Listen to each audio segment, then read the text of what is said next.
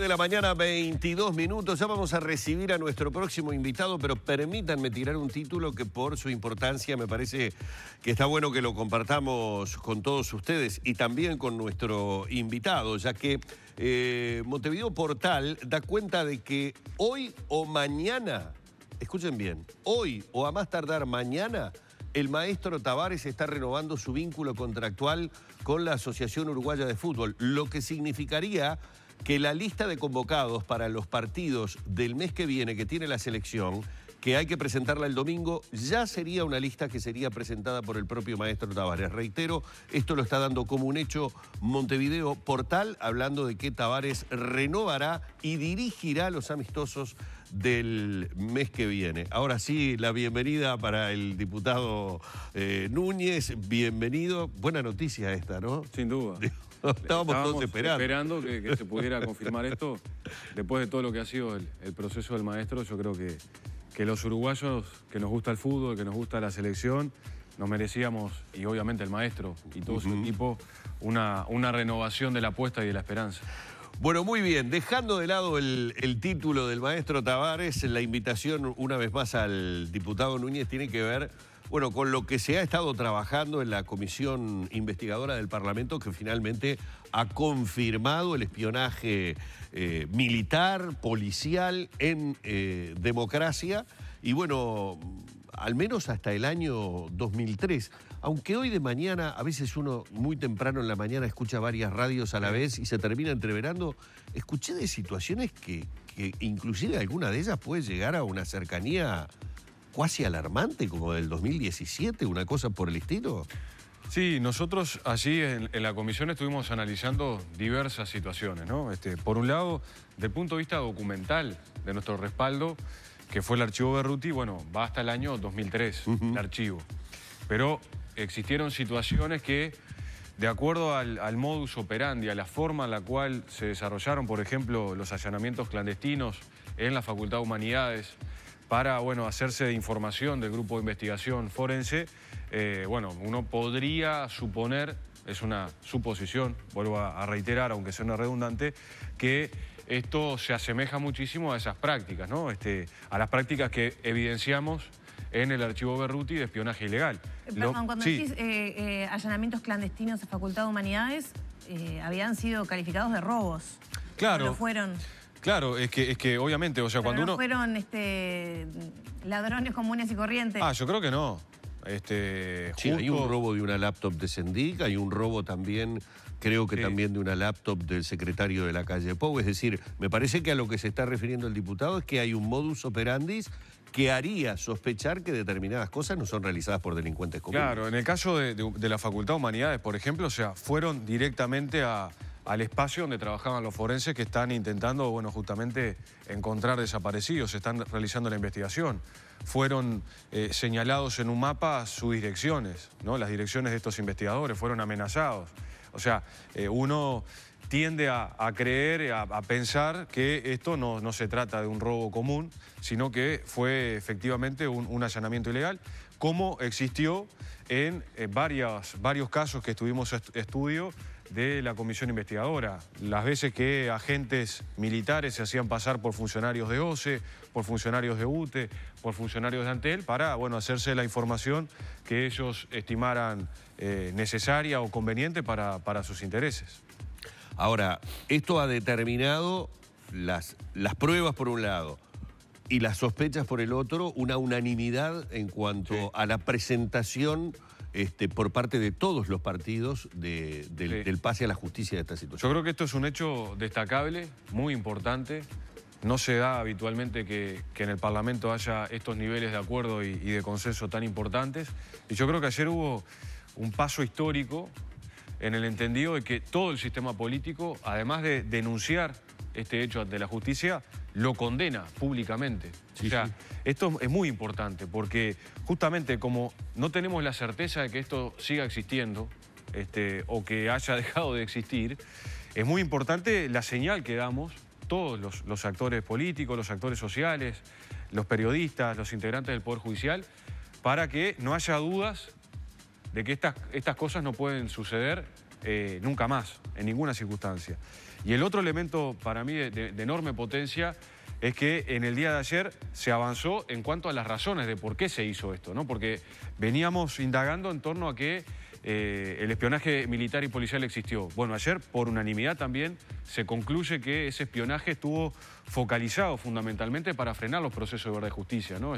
Siguiendo a militantes de derechos humanos, siguiendo a periodistas, siguiendo a militantes sociales en general, cosas que realmente no deberían suceder nunca más.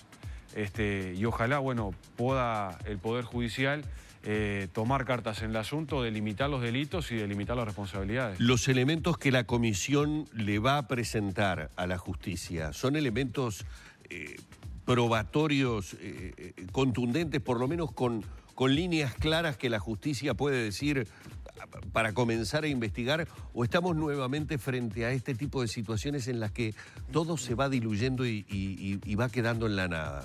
No, yo creo que las pruebas son contundentes. Allí habrá una discusión, ya lo adelanto, en torno a si prescribieron o no prescribieron los delitos. Pero eso no quita que se pueda investigar a fondo y delimitar las responsabilidades. En nuestro punto de vista, los archivos dan cuenta de las actividades ilegales, ¿no? En algunos casos están las firmas, por ejemplo, de las personas que autorizaron ese tipo de operaciones, que autorizaron los seguimientos clandestinos, que autorizaron o que dieron cuenta del archivo de información que uno dice, bueno, a ver, hay parte de una información que es abierta. Por ejemplo, el haber ingresado al archivo los matrimonios de personas de izquierda, ¿no? Y bueno, uno entra al diario oficial, ahí ingresa a esa información. Ahora, yo me pregunto, ¿por qué es un dato relevante para inteligencia militar los matrimonios que contraen personas de izquierda o de derecha o periodistas o militantes? Digo, ¿por qué eso es un dato relevante para inteligencia militar? ¿Eso es un delito o no es un delito? Ahora, marca una óptica, marca una planificación que, sumado a los aspectos de espionaje ilegal, ahí sí, de utilización de fuentes cerradas a través de escuchas telefónicas, de grabaciones que se hacían hacia determinados locales partidarios o organizaciones sindicales, grabaciones de las conversaciones, claramente eso habla de un atropello a los derechos que todas las personas tenemos, ¿no? Sin importar el partido político al que pertenecemos. ¿Cuándo se va a presentar la denuncia? Bueno, esto en el día de ayer fue que se votó, ahora transita un camino de carácter administrativo, ¿no? Será la propia Cámara de Representantes quien envíe estos elementos a la justicia, va a ser en las próximas horas. ¿Y qué posibles consecuencias podría tener, por ejemplo, con los gobiernos de turno en esos periodos que usted mencionaba? Bueno, yo creo que ahí hay que indagar a fondo, ¿no? Primero, por la debilidad de los controles, ¿no? Porque claramente faltaron o no fueron lo suficientemente sólidos para que estas cosas no siguieran ocurriendo. Segundo, hay que ver, interpretar si efectivamente existieron órdenes. En nuestra opinión, o en la opinión de la mayoría de los integrantes de la comisión investigadora, existieron órdenes de los gobiernos para que el espionaje se desarrollara. El caso del voto verde es el ejemplo más llamativo en torno a este punto. Pero todas las direcciones, en cuanto a las responsabilidades concretas, yo creo que lo que es incuestionable es que todos quienes fueron directores de inteligencia policial o militar en este periodo analizado y donde está comprobado el espionaje ilegal, son los principales responsables, ¿no?, de que esto haya sucedido y se haya desarrollado de esta manera. Esto llega a nuestros días, es decir, no estoy hablando de las pruebas, estoy hablando de lo que se recoge del trabajo realizado durante todo este tiempo, del estudio de un modus operandi y seguramente de la coincidencia de algunos hechos, hace suponer o hace pensar que de alguna manera pudo haber llegado hasta nuestros días. ¿Algo ha quedado de ese sistema de, no sé llamarle trabajo, de ese sistema de espionaje? Y yo creo que seguramente algún resabio ha quedado, porque creo que hay que asumir también autocríticamente, como integrante de la fuerza política, que nos ha faltado un trabajo más decidido dentro, por ejemplo, de las Fuerzas Armadas, no para que sean funcionarios al Frente Amplio, sino para que sean defensores en su totalidad de la institucionalidad y la democracia. Después, cada militar, cada policía puede, obviamente, tener su convicción política, su convicción partidaria. Pero a mí me quedan dudas de ese trabajo, ¿no? De esa pata que nos faltó para que estas cosas no sucedan. Yo creo que hoy estamos en un escenario donde la inmensa mayoría de los integrantes de las Fuerzas Armadas no comulgan con estas prácticas ilegales. Sí. Estoy absolutamente convencido de eso.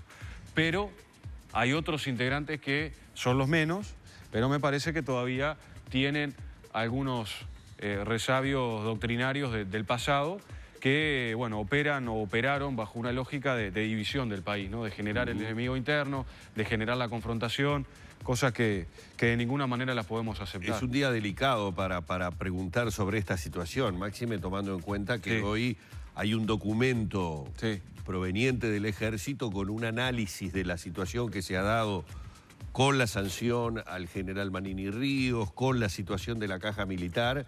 Y bueno, no tengo menos que leer por algunas palabras que francamente me llaman la atención. Se le imputa al oficialismo soberbia e hipocresía mostrada por senadores y dirigentes del Frente que impulsaron la ley de reforma de servicios. Bueno, allí podría seguir con varios adjetivos calificativos un tanto fuertes, en un informe que bueno, denuncia a los partidos políticos, hoy lo leíamos más temprano, por el escarnio público al que fue sometido el comandante jefe, debido a la manera en que tratamos la noticia de su sanción. Y esto incluía a todos los partidos en algo, por lo menos para mí, inédito en épocas de democracia. No había escuchado, o sea, no tengo memoria ni aún en épocas en que el comandante jefe del Ejército era el mismo que el de la dictadura, estoy hablando del comandante jefe Medina, no recuerdo una declaración de estas características. Sí, yo quiero ser muy cuidadoso al respecto. Primero, me parece que habría que definir la autenticidad de ese documento. ¿Quién la realiza? ¿Quién la realiza? ¿Desde qué lugar? Hoy lo publica El País, quería agregar un poquito esa información y refiere a que el análisis es un documento que está circulando entre las jerarquías del Ejército con, bueno, algunos análisis sobre estos últimos hechos que mencionaba Humberto.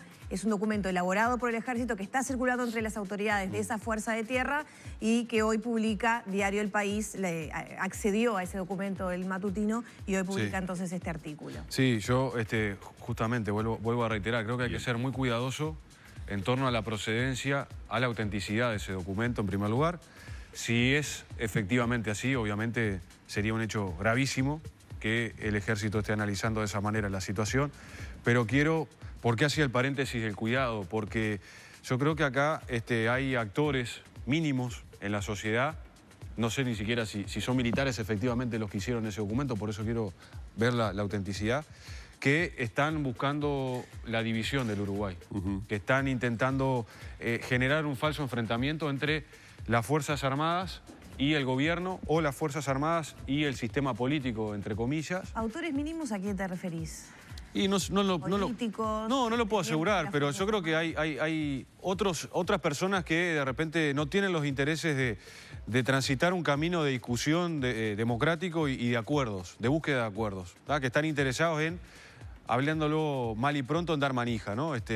En polarizar, ¿no? Que los militares están sumamente enfrentados con el gobierno, cosa que creo que no es así, o que el gobierno está declarándole una guerra básicamente a las Fuerzas Armadas, cosa que tampoco es así, de ninguna manera se trata de eso.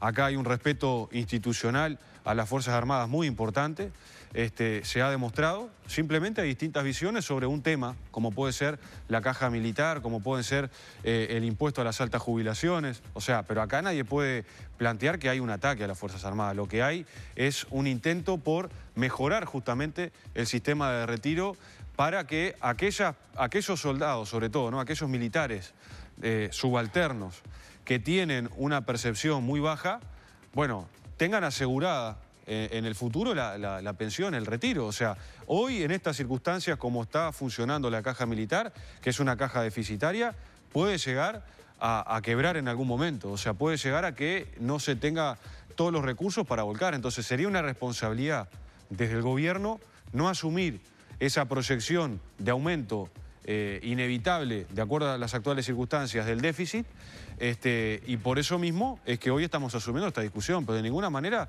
se trata de un ataque. Fíjense que en la rendición de cuentas, se propuso y se está votando en estos días un aumento para el personal subalterno, un aumento por encima de lo que van a tener todos los funcionarios públicos, un aumento del 3% por encima de lo que van a tener los funcionarios públicos, que va a rondar entre 600 y 1.300 pesos. ¿Es todo lo que uno quisiera? ¿Eso es suficiente? No, pero es un avance, porque queremos que aquellos militares que tienen, digamos, remuneraciones más bajas, tengan una mejoría. ¿Cómo no vamos a querer si muchos de ellos conviven con nosotros en nuestros barrios, en nuestros espacios? Pero el propio comandante en jefe dijo públicamente que la reforma iba a afectar a los salarios más bajos y que efectivamente no era beneficiosa para quienes más necesitan. Yo no comparto esas apreciaciones del comandante. Creo que ha interpretado mal la reforma. Porque, vuelvo a reiterar, en la rendición de cuentas está propuesto este aumento salarial, ¿ah? Para el personal subalterno. Estamos hablando de más de 23.000 funcionarios militares que van a tener este aumento salarial. Por encima, vuelvo a insistir, del aumento salarial de todos los demás funcionarios públicos. La reforma lo que quiere es, digamos, evitar las inequidades. O sea, hoy el problema no está en el personal subalterno. No es el personal subalterno el que financia la caja militar, son las altas jubilaciones. Son las jubilaciones de 150, de 160.000 pesos que hoy existen en nuestro país, de militares de alto rango, que son los que paradójicamente, me parece a mí, de manera equivocada en algunos casos, sobre todo los retirados, y sobre todo los que están nucleados, por ejemplo, en el centro militar, que están intentando generar esta falsa dicotomía entre la reforma militar y el impacto que tendría en el personal subalterno. ¿Es falsa o no es falsa? Porque justamente el comandante en jefe hizo esas declaraciones públicas. No, yo creo que... ¿Está de acuerdo, no? Yo no estoy de acuerdo con esa apreciación, vuelvo a insistir, porque si uno analiza la reforma, se va a dar cuenta que justamente lo que pretende es asegurar la continuidad de la pensión para los militares. Si uno ve que se está proponiendo el aumento salarial para el personal subalterno, ¿no?, que son 23.000, o sea, estamos hablando que hay 30.000 funcionarios militares en el Uruguay, aproximadamente, ¿no? Números más, números menos. 23.000 van a tener un aumento salarial. ¿Cómo se puede decir que lo que se está pretendiendo con esta reforma es atacar al personal subalterno? Eso no tiene lugar. Y vuelvo a insistir, acá no hay un tema de revanchismo, no hay un tema de ataque a las Fuerzas Armadas. Yo nací y me crié en un barrio rodeado de militares, jugué al fútbol con militares, tengo amigos militares, o sea, eso que no se polarice de esa manera, porque no tiene sentido que se ponga arriba de la mesa ese intento de división cuando no está planteado así. Lo que me parece importante destacar, fundamentalmente nosotros como colegas, Lorena hacía mención a lo que aparece en el diario El País. Tengo que decir que me llama la atención, porque mientras el diario El País en su primera plana pone "Ejército acusa de soberbia e hipocresía al Frente Amplio" y lo atribuye a un documento, en la página 6 de Búsqueda, bajo otro título, pero la palabra soberbia e hipocresía también aparece, con la única diferencia que en el caso de Búsqueda lo atribuye a una alta fuente militar. ¿Qué estoy queriendo decir con esto? O sea, primero acusar el hecho de que los dos medios hablan de lo mismo y con las mismas palabras. Entonces allí es donde uno de repente empieza a pensar que está más armado de lo que nos puede llegar a parecer. Claro. Toda una situación en donde coinciden las palabras. Claro, a ver, podemos discutir si es un documento que está circulando. Pero no es menor. No es menor. No es menor, porque una cosa es que lo diga un oficial y es su opinión personal, claro, y otra cosa es que haya un documento institucional. O sea, no es menor esa diferencia, ¿no? Por eso digo de ser cuidadoso. Yo en ningún momento digo que no haya sido así. Digo, voy a ser cuidadoso. Hoy nos comunicamos en las primeras horas ya con distintos compañeros para verificar esa autenticidad. Obviamente, si eso es así, sería un hecho gravísimo que fuera un documento que plantea esas cosas.